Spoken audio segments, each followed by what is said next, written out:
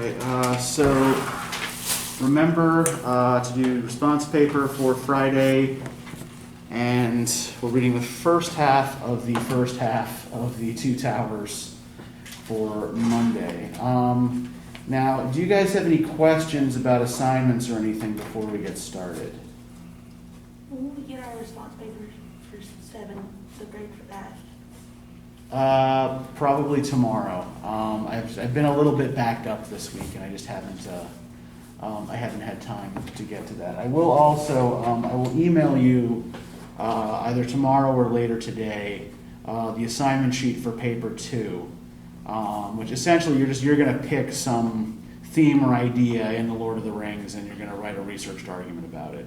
So you'll get the full assignment. We'll have the chance to talk about it. You can ask me any questions you have about that on Monday. Any other questions?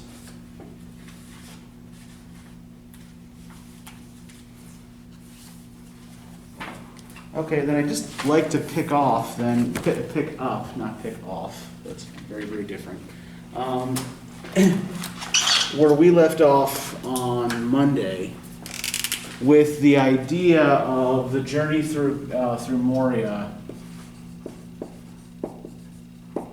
as an example of the ancient epic theme of the Catabasis.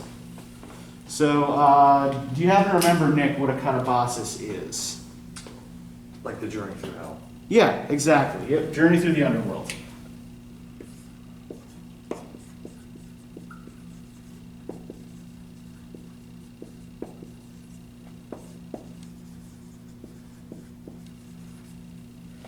And in classical literature, the hero usually journeys through the underworld to gain some piece of information, right? So if we look, for example, at the Catabasis in the Odyssey,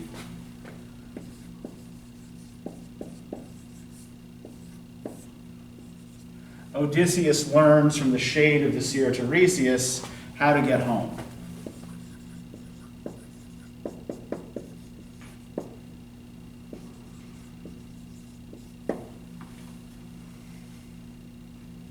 If we look at the example in Virgil's Aeneid, meanwhile, Aeneas learns from the shade of his father the future fate of his lineage.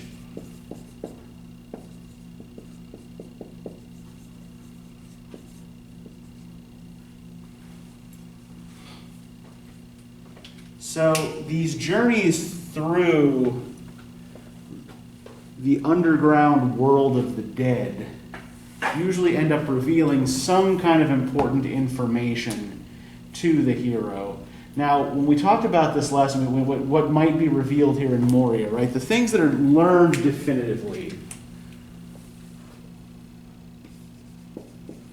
right, are on one hand, right, the Balrog is still alive and well, that it is not dormant. And secondly, that Balan and his followers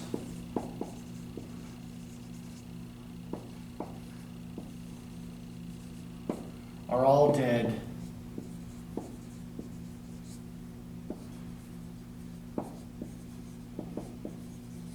And the colony has failed.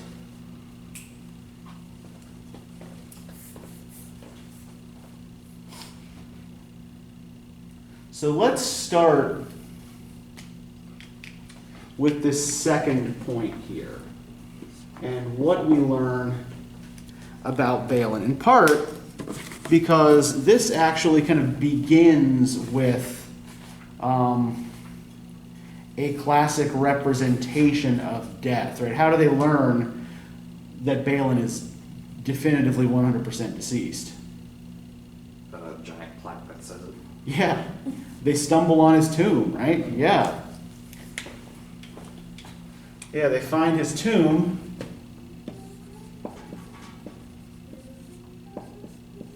And nearby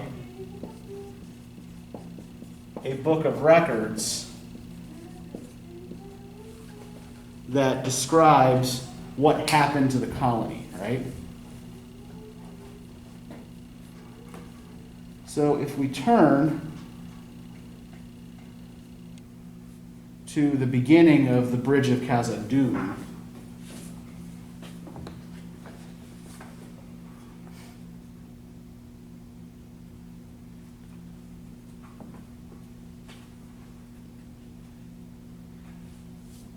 we have this discovery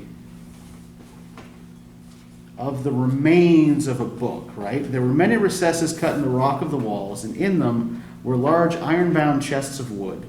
All had been broken and plundered, but beside the shattered lid of one there lay the remains of a book. It had been slashed and stabbed and partly burned, and it was so stained with black and other dark marks like old blood that little of it could be read. Gandalf lifted it carefully, but the leaves crackled and broke as he laid it on the slab. He pored over it for some time without speaking. Frodo and Gimli, standing at his side, could see, as he gingerly turned the leaves, that they were written by many different hands in runes both of Moria and of Dale, and here and there in Elvish script.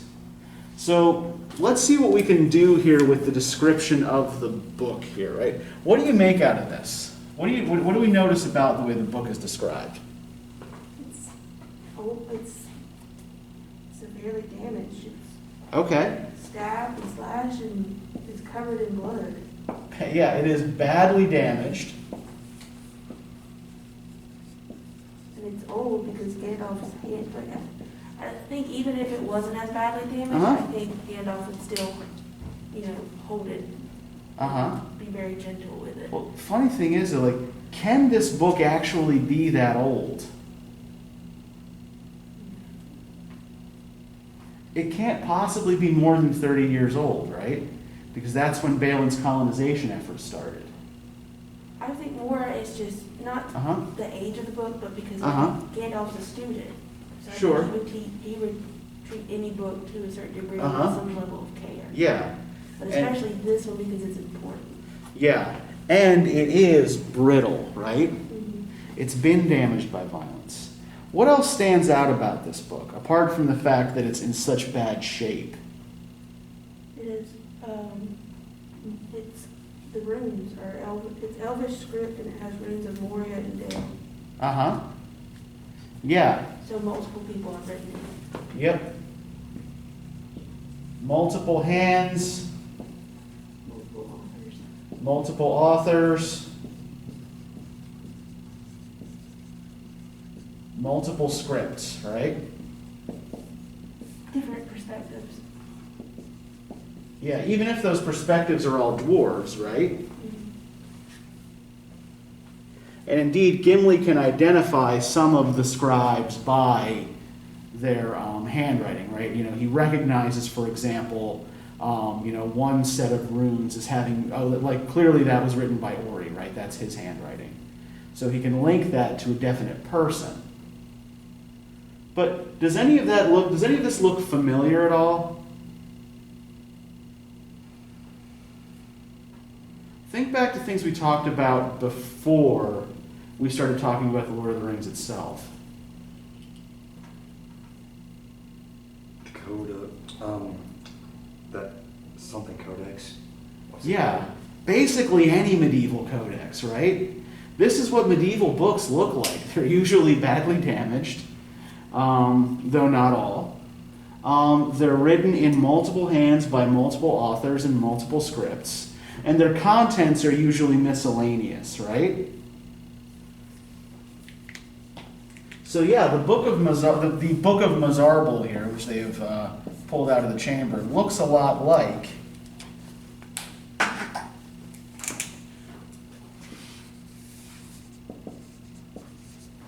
a medieval codex.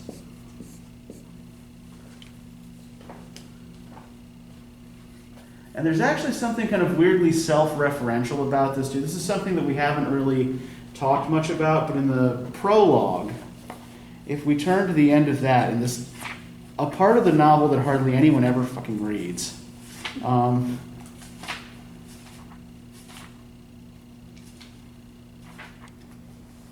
the note on the Shire records,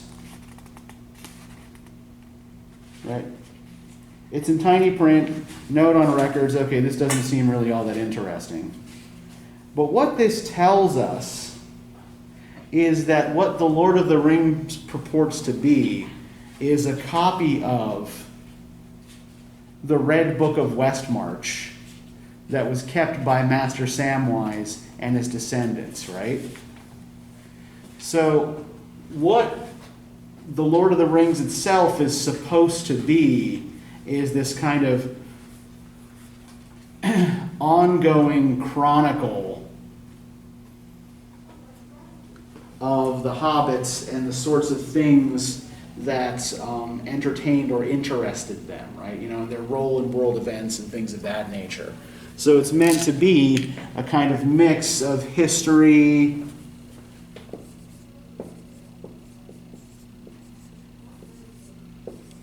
poetry, and whatever else,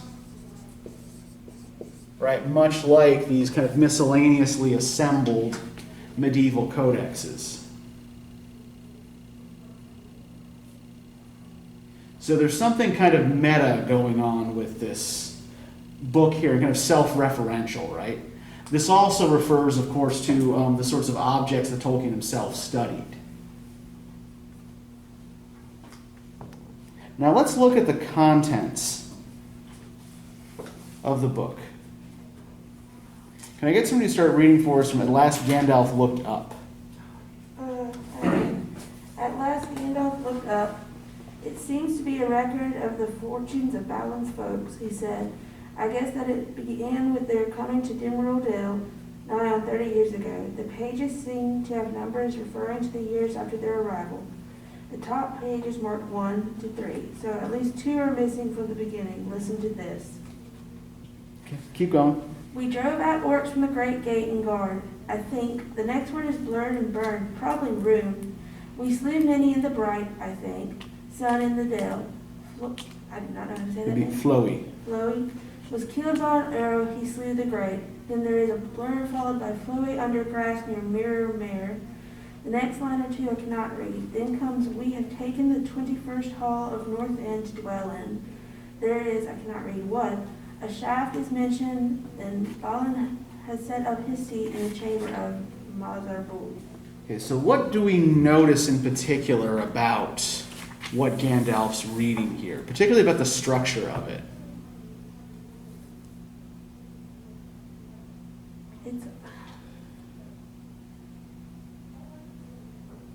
It's almost like bullet points, too. It's like, Yeah. this is what happened. It's like a daily diary almost. It's like, this is what happened this day. Yeah. Oh, he was killed. He killed this one in return. Yeah. Oh, we have taken this hall as our own. You know, it's like a daily diary. Yeah, so yeah, it is like a chronicle of events, Yeah. right? You know, not unlike something like, say, the Anglo-Saxon Chronicle or the Norman Domesday Book. It's like a captain's log. Yeah. That's kind Yeah. of how it's reading for me. Which is itself a kind of chronicle of events, right? You know, this happened and this happened and this happened, right? But what else is interesting about the way Tolkien puts this together? What's the effect of the book being badly damaged? Little is known about what happened, just very small amount of information. Yeah, all we can glimpse are these little snippets, right? So some element of what happened to the dwarves who tried to retake Moria is always going to remain dark. For example, like, you know, Floey slew the great, right? What? Right? Who knows? But part of the issue here, right, is that we get little definitive knowledge from this book, only dark hints.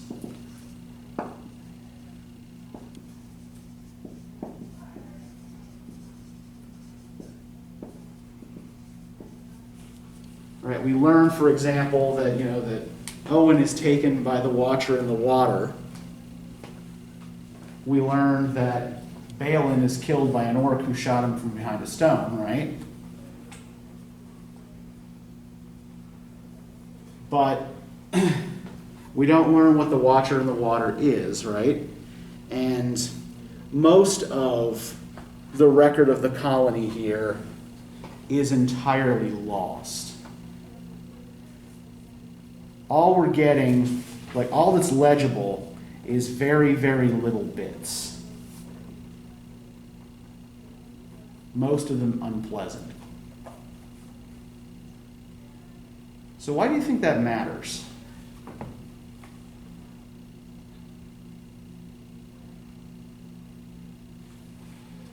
Especially if we compare this to what happened in the Council of Elrond chapter, right?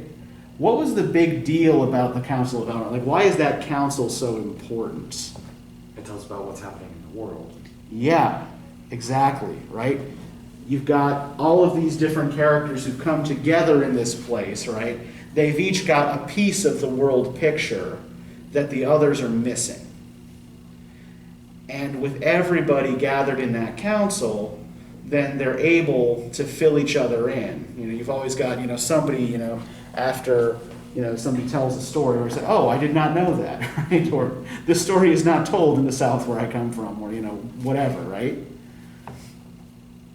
But here, there's nobody left to fill in this story for us.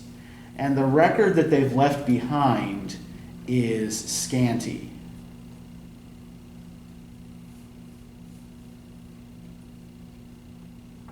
So this is something that seems kind of like doomed to remain mysterious in some way.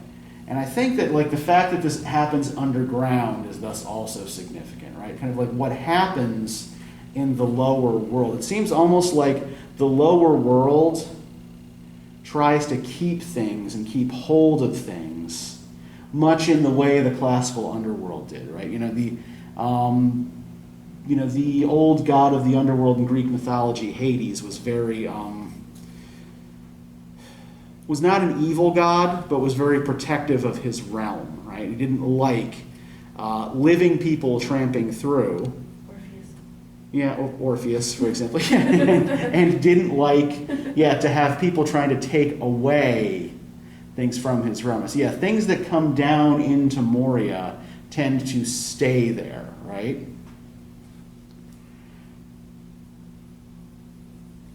Like, in this case, at least temporarily, Gandalf, right? And I think, that's probably what's most important about the episode, is the fall of Gandalf into darkness, right? This is the big event. What's that? Run, you fools.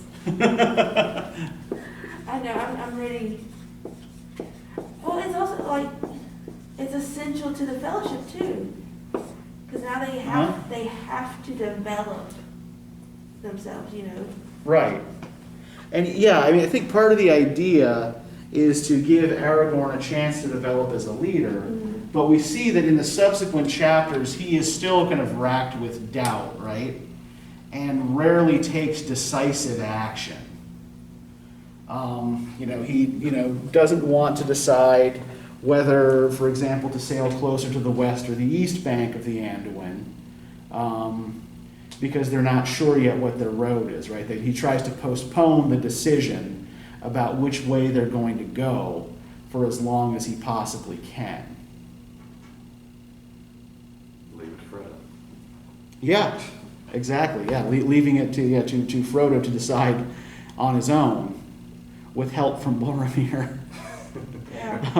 What to do, right? Well, I don't think that hurts him as a leader because I think it makes him a better leader because he's trying. The ring is Frodo's responsibility. Sure. His responsibility is to get them safely through that journey.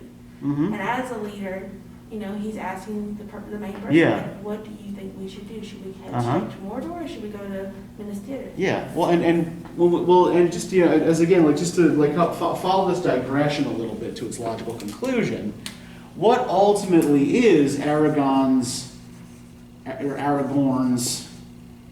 response? I know.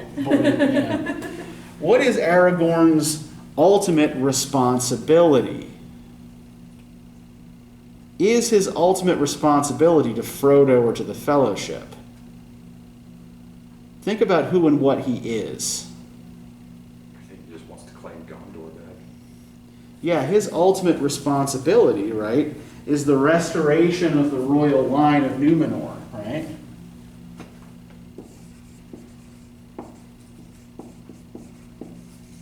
The restoration of the old kingship. And the reunification of the old southern and northern Dunedain kingdoms, right? So Aragorn, much as he would like to follow Frodo to Mordor, right, does have a bigger, wider responsibility than his personal loyalty to his friend.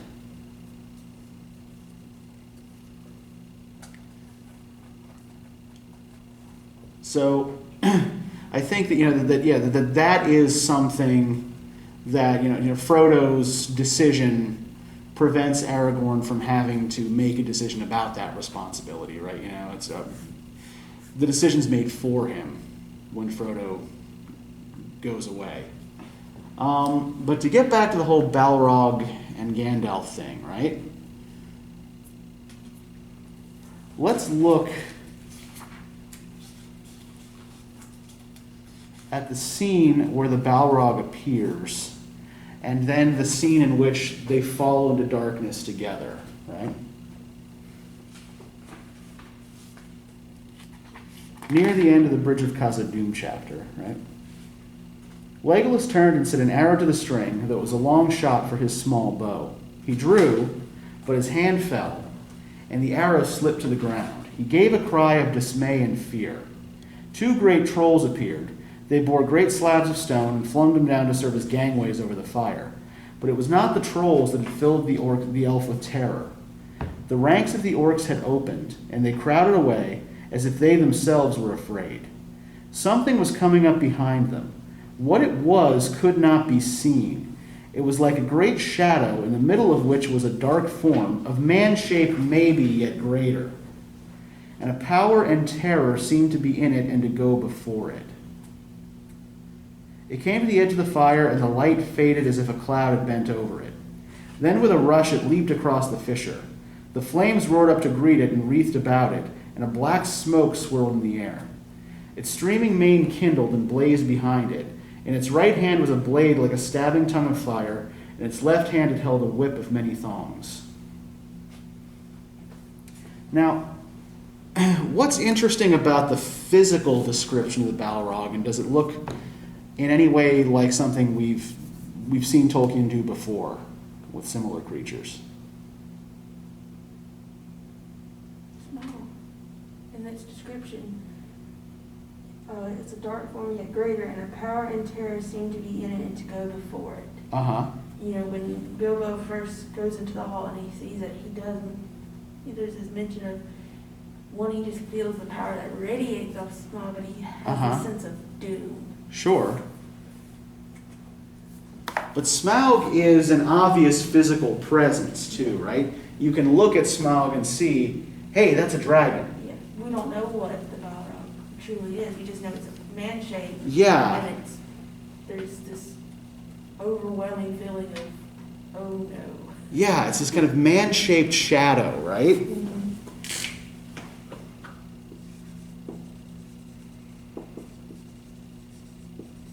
It's also carrying like what we think of as human weapons, carrying a sword and a whip. Mm-hmm. Yeah, it's carrying a sword and a whip, right? So it is carrying human weapons. But I think what's important here is, at least for the moment, at least for what I'm trying to get at here, is not so much what it's carrying as what it quote-unquote is, right? Can we see clearly what the Balrog is if it's just a man-shaped shadow wreathed in darkness? Yeah, like the ring wraiths, it's described as being almost like a kind of void, right?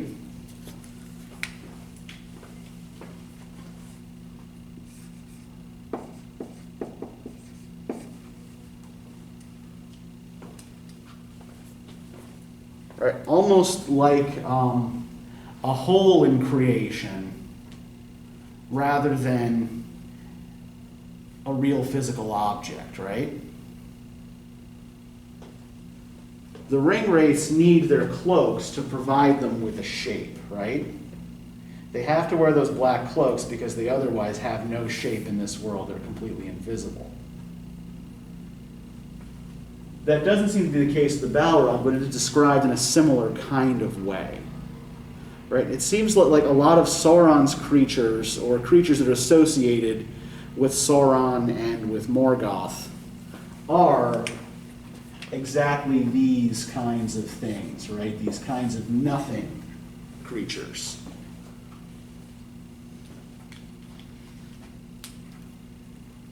As though whatever they were was kind of taken out of the fabric of existence. And I think we can also probably associate that with the idea of the ring as well, and what the ring does in making someone invisible, right? It doesn't just make you impossible to see, it basically takes you out of this world and puts you in another one, right?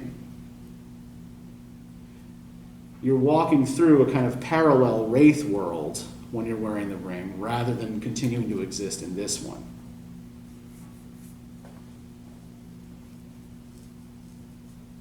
So, these kinds of evil creatures seem more like breaks or disruptions than physical beings, right? Now, the other thing I want to point to is the way the battle shapes up here between these two antagonists. What happens when Gandalf faces down the Balrog? He breaks down the bridge. Yep, he breaks the bridge, and they fall into the abyss together, right? Yep. This is definitely familiar, yeah? This is, in many senses, a recycled scene out of the Fall of Gondolin. Right, by the time The Lord of the Rings was published, Tolkien had essentially despaired of ever really publishing the Silmarillion material, and so he was recycling scenes from that older set of works in his grand sequel to The Hobbit, right? So Gandalf's battle against the Balrog is meant to evoke both Glorfindel's battle on the Peak. We'll get more of that probably when we look at Gandalf's account of the battle in the Two Towers. And Ecthelion's combat against the Balrog, right? When he jumps into the Balrog he headbutts the Balrog with a spike on his helmet, and they fall together into the fountain, right?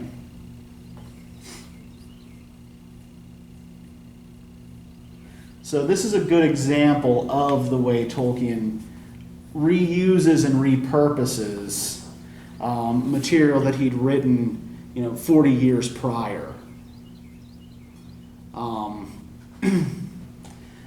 In order to flesh out this narrative.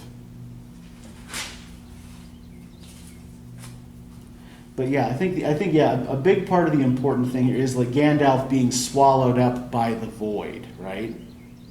Being swallowed up by this kind of nothingness in order to be reborn later. Well, and I think you mentioned this, might have been in Fall of Time, but I can't remember, how when a character goes through these voids or caverns, they come out changed and better, usually better on the other end. Yeah. Following that idea. Yeah.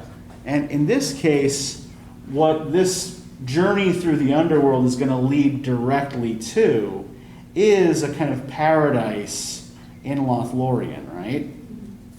So, they go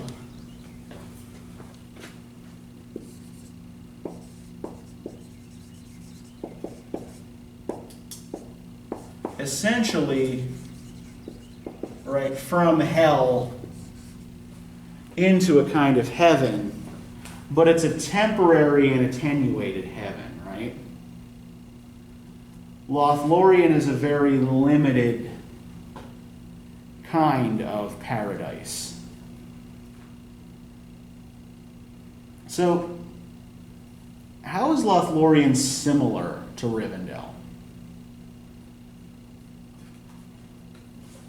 What characteristics do these two places share, apart from the fact they're both full of elves?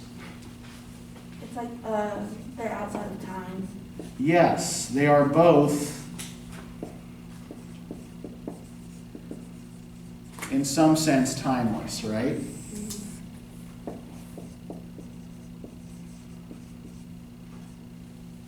All right, I want to point first to something that Sam says in the Great River chapter.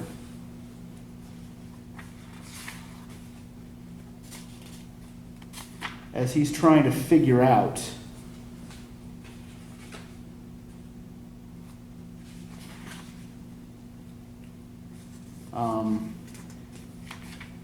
essentially what day it is.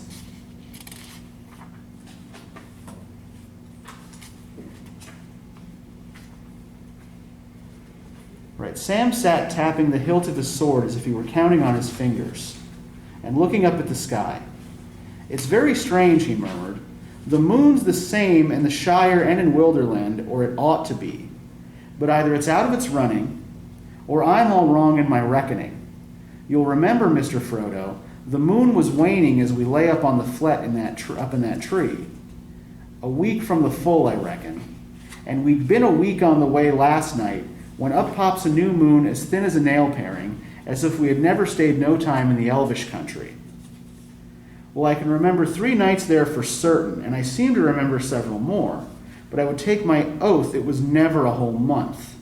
Anyone would think that time did not count in there." "And perhaps that was the way of it," said Frodo. "In that land, maybe, we were in a time that has elsewhere long gone by. It was not, I think, until Silverlode bore us back to Anduin that we returned to the time that flows through mortal lands to the Great Sea. And I don't remember any moon, either new or old, in Caris Galadon. Only stars by night and sun by day." Legolas stirred in his boat. "Nay, time does not tarry ever," he said, "but change and growth is not in all things and places alike. For the elves the world moves, and it moves both very swift and very slow. Swift because they themselves change little, and all else fleets by, it is a grief to them. Slow because they do not count the running years not for themselves. The passing seasons are but ripples ever repeated in the long, long stream. Yet beneath the sun all things must wear to an end at last."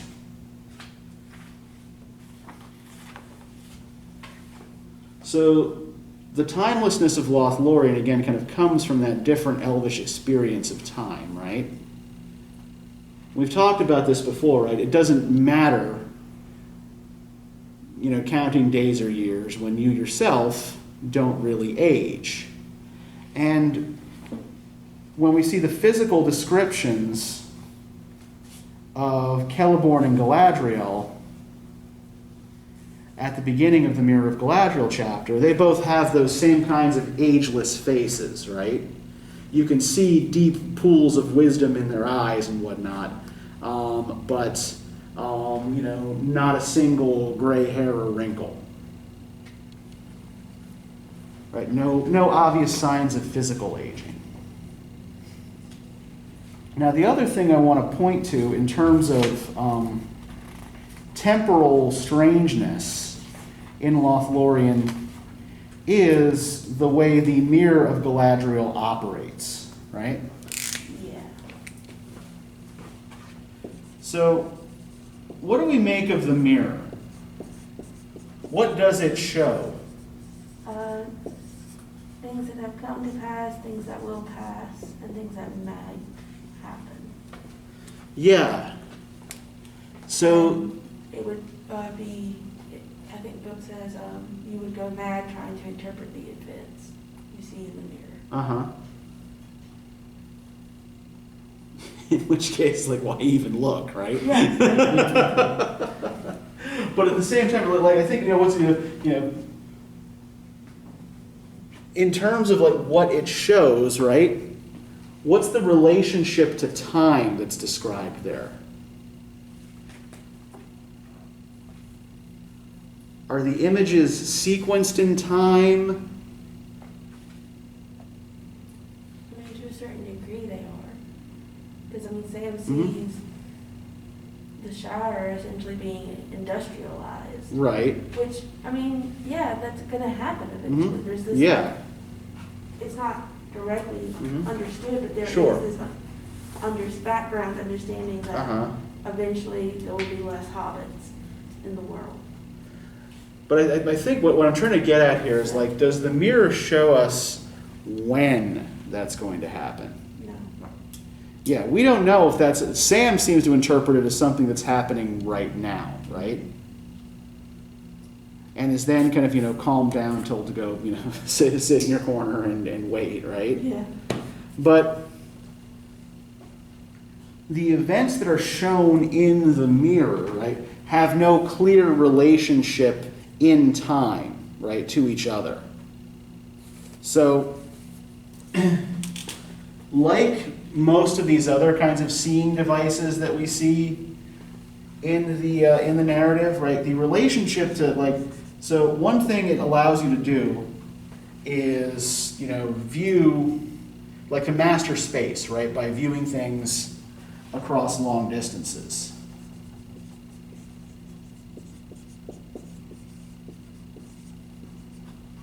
But the images have no clear relationship to time, at least as we would understand it. Now, if we compare this to what Frodo sees when he sits on Aemon Hen,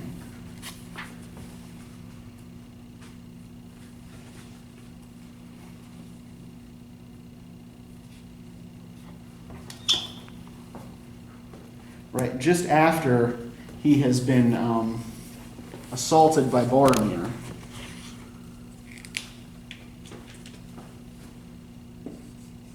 it's also worth noting, right, that Aemon Hen is not built by elves, right? Aemon Hen is built by the men of Gondor. Long ago. I'm so glad you didn't ask us to name all those. I was thinking on it while I was walking over here. Uh-huh. Like, I knew that one. I knew why I remembered that one. I was like, okay, what are the rest? Uh-huh. Soon he came out alone on the summit of Aemon Hen and halted, gasping for breath.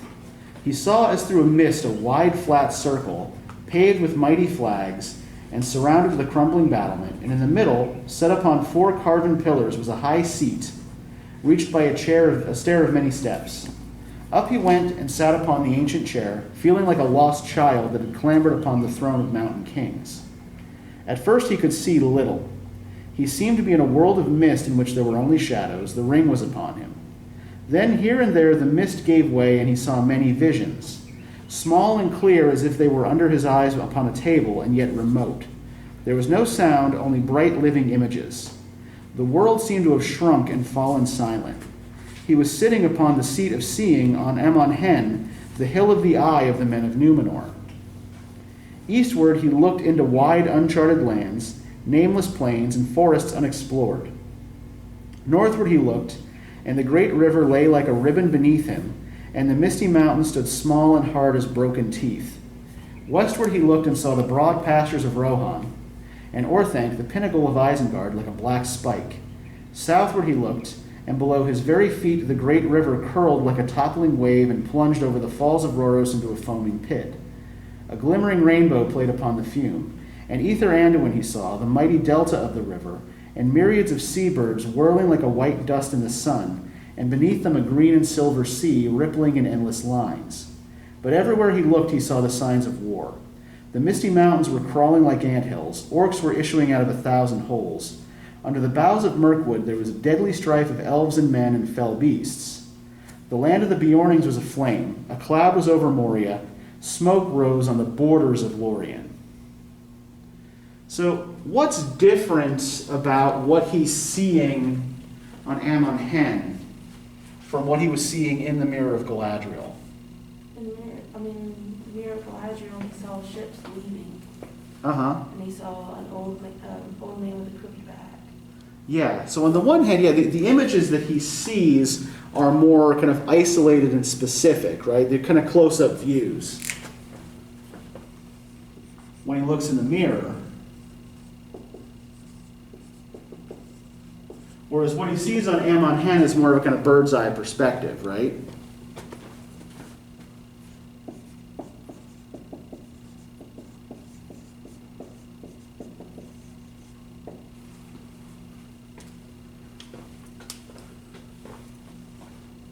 But what else is different about what he sees on Ammon Hen?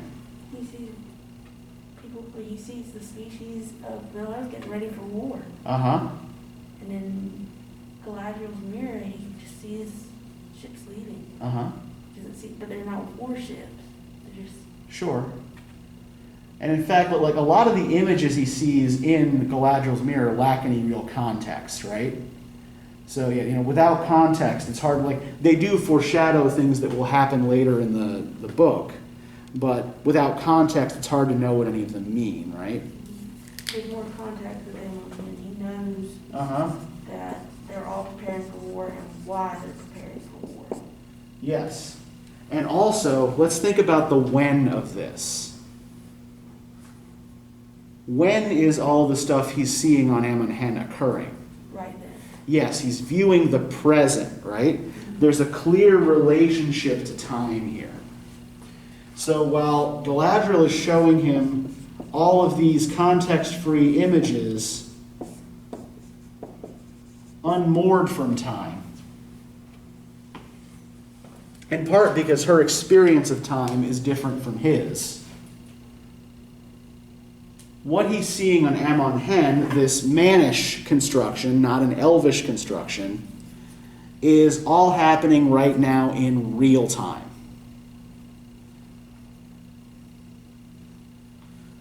So, yeah, the human perspective of time is reintroduced here. Both of these things see over great distances, but the cultural values and the experience of life and of time attached to both is quite different.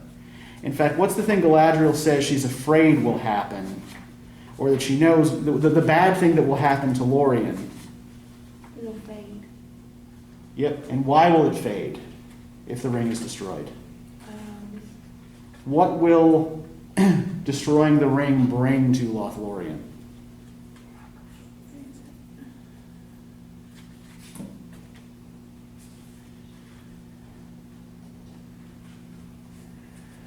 This kind of gets at one of the similarities between these two episodes, right? He sees more or less the same thing at the end of each of these visions, right? In the mirror vision, he sees the eye of Sauron looking for him. And then on Ammon Hen, he also experiences Sauron looking for him, right?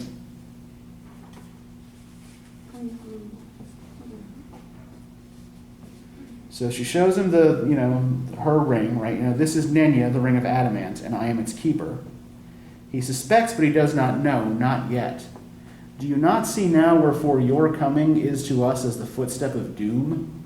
For if you fail, then we are laid bare to the enemy. Yet if you succeed, then our power is diminished, and Lothlorien will fade, and the tides of time will sweep it away. We must depart into the west, or dwindle to a rustic folk of dell and cave, slowly to forget and to be forgotten.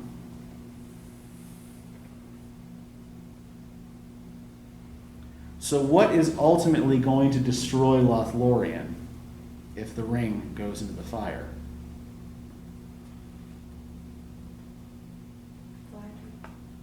Oh, what is going to destroy Lothlorien if the ring is thrown into the fire? Yep. I mean, Frodo, he's got to get rid of that ring. Okay, yeah, But that's true. That one ring, the one ring, when Sauron made it, Uh-huh.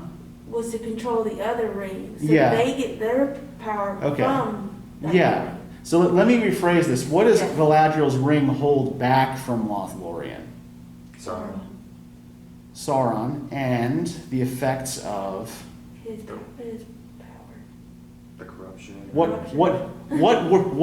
have we already established works differently in Lothlorien? Time. Time. Yes. Exactly. Yeah. Her ring holds back the tides of time, right? Keeps time from affecting Lothlorien.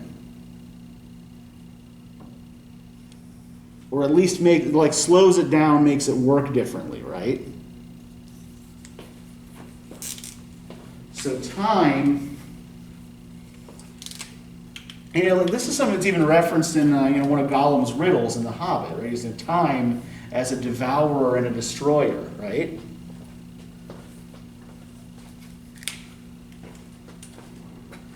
And Lothlorien and Rivendell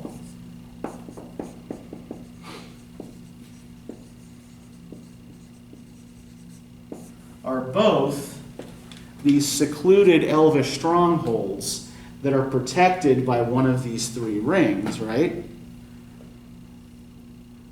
One of the things that these rings do is they hold time at bay. They keep these places kind of timeless. Unfortunately, that timelessness is bought at the expense of the continued existence of the ring, the One Ring, right, and thus evil in the world. Now let's pause for a minute on the figure of Galadriel. Let's talk about the link. Yeah. In part because there are so few women in this text to actually talk about. What do you make of Galadriel? What do you think of Galadriel? I mean, God's sake. she's powerful in her own right, Uh-huh. but she's also power hungry. Why would you say she's power hungry? She tries to take the ring, Does she? but she does like this. I have it marked. Where is it? I'm gonna question that. It's not like she tries to take the ring, but she Yeah. not farewell to Lorien. It's at the end of the Miracle Galadriel chapter, right? Yeah. Yeah, go ahead. Take us there. By taking it by force or fear from my guests, and now at last it comes, you will give me the ring freely. In place of the Dark Lord, you will set up a queen, and I shall not be dark, but beautiful and terrible as the morning and the night. Fair as the sea and the sun and the snow upon the mountain, dreadful as the storm and the lightning, stronger than the foundations of the earth, all shall love me in despair. When I was a kid, I hated that part of the movie. That was like the that's the spiders. That was the creepy Okay, yeah. part. Yeah, I mean, yeah, I mean, It's like she doesn't try to Mhm. take it, but she's like, she shows off her power. Yeah, and I think one thing the film, I think, does is make Lothlorien more alien than Rivendell. And it makes Galadriel, who is older, and who is, a native of the Undying Lands and not of Middle-earth, right? It makes her seem more alien too, right, than Elrond does. Godlike. Yeah, but I think this is what's happening here is that Frodo is tempting her with the ring, right? He has offered her the ring. And what's most important here is what comes after, She right? doesn't take it, and she says, I Yeah. passed the test. I passed the test, she said. I will diminish and go into the west and remain Galadriel. So essentially, she will accept the coming of time and mortality to Lothlorien. And when her time comes, go back into the west where she came from, like she's supposed to. So yeah, I think that's he gives her a chance to hold on to what she has by giving her the ring, right? And she chooses instead to lose it through the natural processes that act through, the workings of time, right? I will diminish and go into the west and remain Galadriel.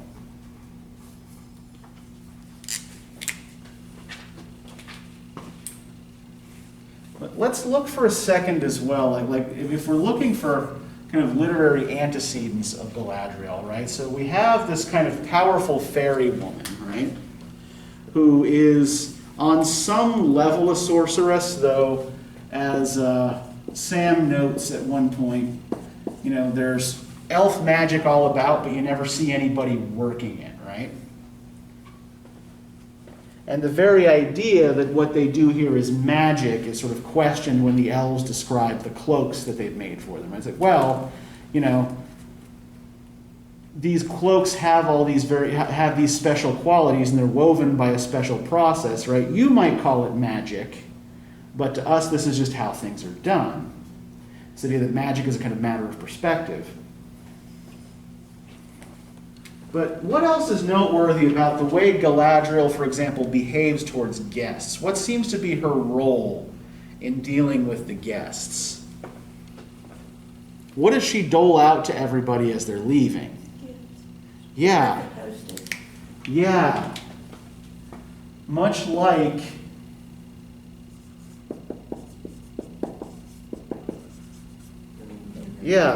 Rialto's role was in Beowulf, right, within the mead hall.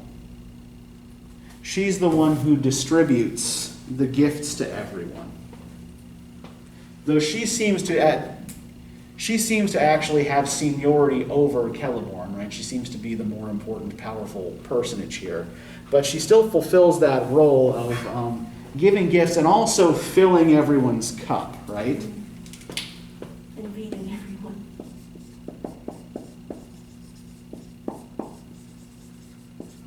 So even an individual as powerful as Galadriel is like these older literary, female literary antecedents. She's place-bound,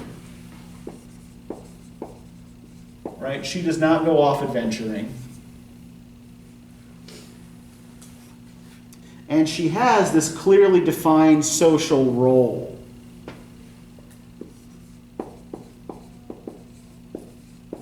As a giver of hospitality.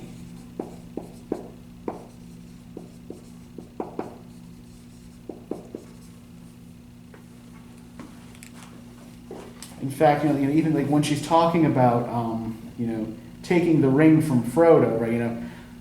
Taking it from force or fear from a guest is a violation of that idea of hospitality, right?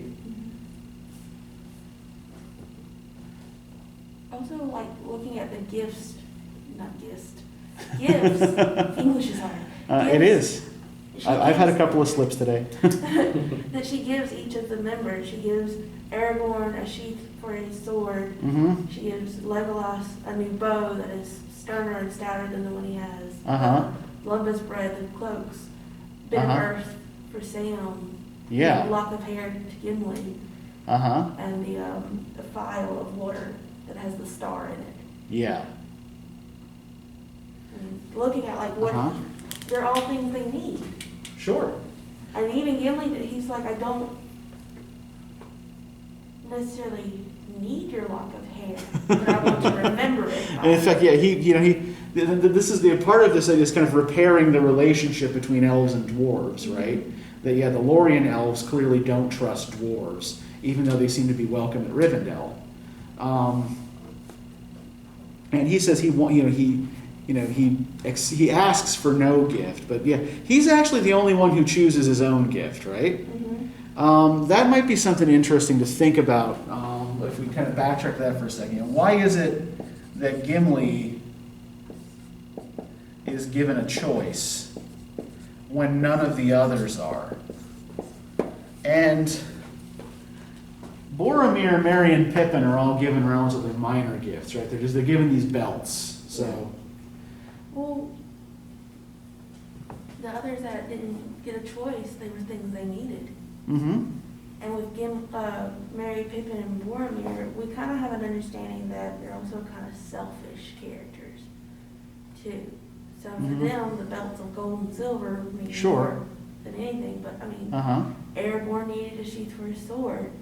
Legolas needed a better Mhm. bow. And Aragorn also, gets that, That brute. the brooch, with the emerald, the eagle symbol that is an heirloom of Galadriel's house, right? Because he is betrothed to Galadriel's granddaughter.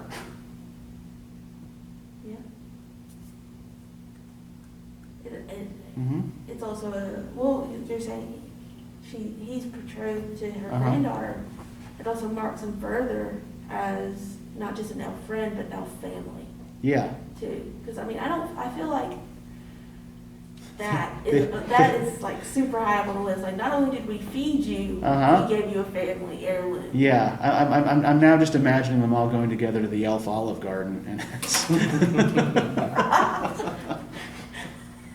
when you're here, your elf family. I'm gonna give you some walnut bread and some berries. Unlimited Lembas bread. Yeah. That's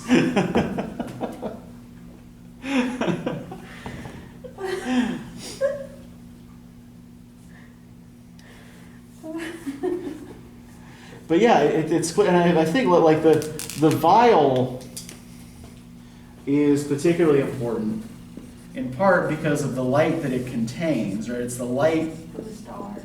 of a specific star. It starts with an E. Arendelle? Arendelle, yeah.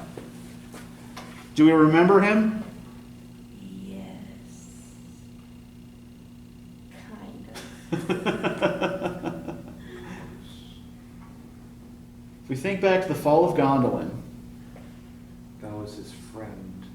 No, that was Tuor and Idril's son, right, oh. is Arendelle. And he's Elrond's father. So this is all kind of like further, linked up here, right? So this is, there are direct connections here being made between Frodo's quest and Frodo's story and this older Silmarillion mythology, right?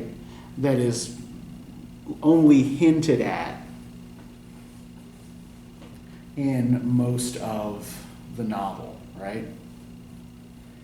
We'll get this, we'll get some more kind of like some direct metafictional musings from Frodo and Sam in the Two Towers and the Return of the King when they're traveling together. But for now, it's just important to note, that the light of the star Arendelle, right? Yeah, that star is Elrond's father and is one of the Silmarillion heroes, right?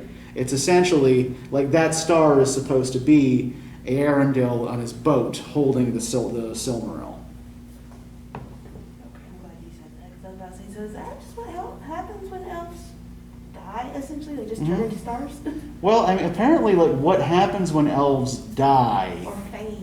Yeah, is that like they either like when they weary of this world, they take the ship and they go over to the Undying Lands.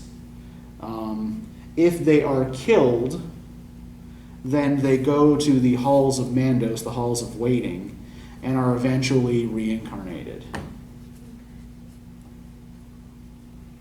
I like this like European idea of the Fae, Mm-hmm. that, they fade. They don't just die, they just fade. Yeah, And also, like building upon this idea of this European idea of and also an idea of the Anglo-Saxon idea of you continue to live on as you're remembered. Sure. So like with the Fae, if you remember them and you tell stories about them, they continue to exist. Yeah, and I think that's a theme we're gonna explore as well in sort of future section. There are all these shattered monuments lying around, right? Mm-hmm. These basically forgotten monuments. We have the Pillars of the Kings that Aragorn salutes as they're coming down the Anduin, but then Boromir tells them, well, ships haven't come to us out of the north in ages, right? So nobody's seeing these great monuments of Numenor, right? these statues, these ancient works are forgotten. It's clear that no one's coming and visiting Amon Hen to go and view what's going on in the rest of Middle Earth either, right? There's all of this kind of forgotten stuff that the Fellowship are rediscovering on their journey. So I wanted to. Sorry. No, it's okay. No, no, that's fine. Like, we're just about out of time since we started early.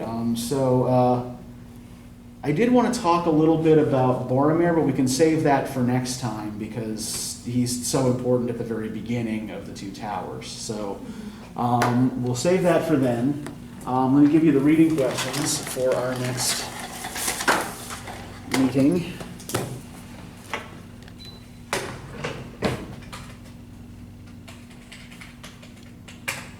And we'll get everything cleaned up and we'll let you go.